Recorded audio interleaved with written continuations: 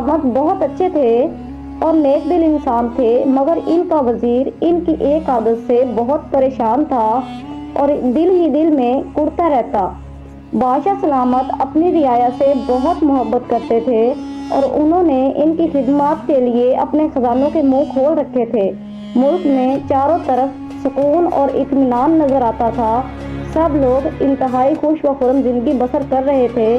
शेर और बकरी एक ही घाट से पानी पीते थे, मगर वजीर को जिस बात की परेशानी थी वो ये थी कि बादशाह सलामत दूसरों के मुंह से अपनी तारीफ सुनकर बहुत खुश होते थे और तारीफ करने वाले पर इनाम की बारिश कर देते। इनके दरबार के चंद चरब जबान और खुशामदी लोगों ने बादशाह सलामत की ये कमजोरी भांप ली थी और इस कमजोरी के असर में उन्होंने फायदा उठाया था। इनकी तारीफें करके वो लोग इनाम लेते और अपने घर को चलते बनते। बादशाह सलामत जब दरबार में तशरीफ लाते और लोगों के मसले मसाइल सुनते तो इनकी कोशिश यही होती कि जल्द से जल्द इन मामलात को निपटा दें ताकि इसके बाद शायरो शायरी और कसीदा गोई का दौर चले और दरबारी इसका फ़ायदा उठाए, तारीफ़ों के पुल बांधे और बादशाह से कीमती इनाम वसूल करें। बादशाह सलामत की शान में कसीदे पढ़ने वाले लोग नेक नीति से बादशाह की तारीफ नहीं करते थे। इनका मकसद तो महज कीमती इनामों का वसूल होता था। वफादार वजीर ने एक रोज़ अपनी ये परेशानी मलका के सामने रखी। मलका खुद बादशाह की इस बात से बहुत तंग थी। वो सोचती थी कि झूठी तारीफों पर अगर वो इसी तरह हीरे जवाहरात और अशरफियाँ लुटाते रहे तो एक दिन खजाना खाली हो जाएगा। उसने वजीर से कहा, इस सिलसिले में तो मैं भी आपसे बात करना चाहती थी। मैं खुद बहुत परेशान हूँ और मुझे सिर्फ आप पर भरोसा है।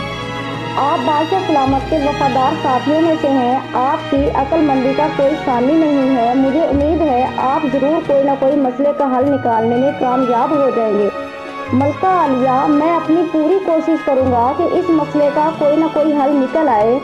इसके लिए मुझे सबसे पहले ये पता लगाना होगा कि वो कौन सी वजूहात हैं जिनकी बिना पर बादशाह सलामत खुशामद पसंद हो गए हैं। उन्हें क्यों अपनी तारीफ सुनना इतना अच्छा लगता है। जब मेरी इनसे शादी हुई थी तो वो तब भी ऐसे ही थे। बात बात पर अपने गले से कीमती मोतियों के हार उतार कर लोगों को इनाम में दे दिया करते थे। एक वक्त तो ऐसा भी आ गया था कि हारों को बनवाने के लिए बहुत सारे कारीगरों को भर्ती करना पड़ा। मुझे तो इस बात से बहुत डर लगता है कि हम अल्लाह ताला को क्या मुंह दिखाएंगे। खजाने का पैसा आवाम की अमानत है, इस तरह तो हम अमानत में खयानत कर रहे हैं। मैंने सोचा है कि मैं बादशाह सलामत की वालदा से मिलूं और इनको कह दूं कि बादशाह सलामत की शख्सियत की इस खामी का सबब क्या है। वजीर ने कहा। और ऐन इसी वक्त बादशाह सलामत की माँ कमरे में दाखिल हुई। वो काफ़ी बूढ़ी हो गई थी और लाठी की टिक टिक की आवाज़ कमरे में गूंजने लगी।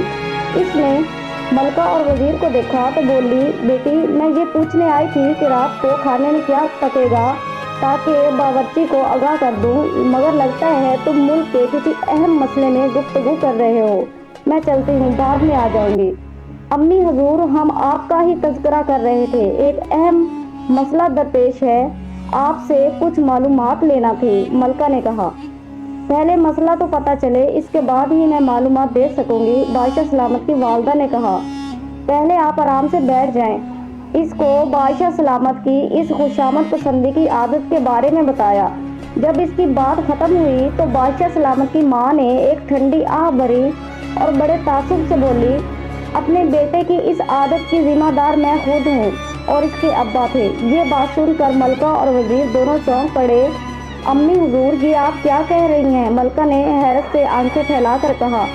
अभी बादशाह सलामत की माँ ने कोई जवाब भी नहीं दिया था कि बादशाह सलामत का बूढ़ा बाप खांसता हुआ अंदर दाखिल हुआ। उसने कहा, इस बुढ़ापे ने हमें इस तरह तरह की बीमारी लगा दी है, मगर हैरत अंगेज तौर पर हमारी समात बहुत बेहतर हो गई है। दूर ही से हम सब बातें सुन लेते हैं। हमने तो सबकी बातें भी सुन ली हैं। हमारी बेगम बिल्कुल ठीक फरमा रही हैं। अपने बेटे को खुशामद पसंद बनाने में हम दोनों का हाथ है। बादशाह सलामत के वालिद को वजीर ने कुर्सी पेश की, तशरीफ रखिए। वो बैठ गया। तो मलका बड़ी फिक्रमंदी से बोली, जिस अंदाज में वो दोनों हाथों से अपनी दौलत लुटा रहे हैं, हमें तो लगता है कि बहुत जल्दी खजाना खाली हो जाएगा। हमें वजीर साहब से बहुत उम्मीदें वाबस्ता हैं, हमें यकीन है कि वो बहुत जल्द इसका हल ढूंढ लेंगे। वजीर आगे बढ़ा और निहायत ही अदब से बोला, आप बादशाह सलामत के वालिदैन हैं। दोनों का यही कहना है कि इनकी इस खामी के पीछे आपका ही हाथ है। पता तो चले कि कैसे। अगर ये बात पता चली तो बादशाह सलामत का इलाज करना मुश्किल बात ना होगी। बादशाह सलामत के बाप ने कहा, लंबी कहानी है, तुम दोनों भी बैठ जाओ, खड़े खड़े थक जाओगे। जब मलका और वजीर बैठ गए तो इसने कहना शुरू किया, ये इस वक्त की बात है जब हम नौजवान थे और हमारी नई नई ताजपोशी हुई थी और हम नए नए बादशाह बने थे। हमारे अब्बा हजूर बूढ़े हो गए थे, इस वजह से उन्होंने बादशाह का ताज हमारे सर पर सजा दिया था। थोड़े अरसे बाद हमारी शादी एक इंतहाई हसीन और जमील शहजादी से हो गई। इनका रंग इतना साफ था कि जब पानी पीती थी तो गर्दन से नजर आता था। इतना कहकर बादशाह सलामत के बाप ने अपनी बीवी की तरफ देखा। इसने शर्मा कर नजर झुका ली। इनके हुस्न जमाल के किस्से पूरी दुनिया में मशहूर थे। ये हर वक्त अपने बनाओ सिंगार में लगी रहती थी, हम भी कुछ कम ना थे। हमें सैर सपाटे और शिकार का बहुत शौक था। हम अपने मुश्किलों में गुम रहा करते थे। थोड़े अरसे बाद अल्लाह ने हमें औलाद की नेमत से नवाजा। हमारा शहजादा निहायत खूबसूरत था। इसकी पैदाइश पर हम दोनों ही बहुत खुश थे, मगर ना इन्होंने हर वक्त बनने संवरने की आदत छोड़ी और ना हमने सैर तफरी और शिकार की आदत छोड़ी। हमारा शहजादा कनीजों और गुलामों के हाथ में परवरिश पाता रहा। वो थोड़ा बड़ा हुआ तो इसका दिल चाहता था कि वो हमारे साथ बैठे, अपनी अच्छी अच्छी बातें हमें बताए और हम इसको शाबाश दें और इसकी तारीफ करें। मगर हम दोनों नादान बने, अपनी अपनी पसंद की मसरूफियात में मगन रहे। हमें अपनी बेवकूफ़ी की वजह से अपने छोटे से शहजादे के एहसासात का ख्याल ही नहीं रहा। इस महरूमी का फ़ायदा इस कनीज़ों ने उठा लिया जो इस महल में इस वक्त गुलाम थे और शहजादे की देखभाल करते थे।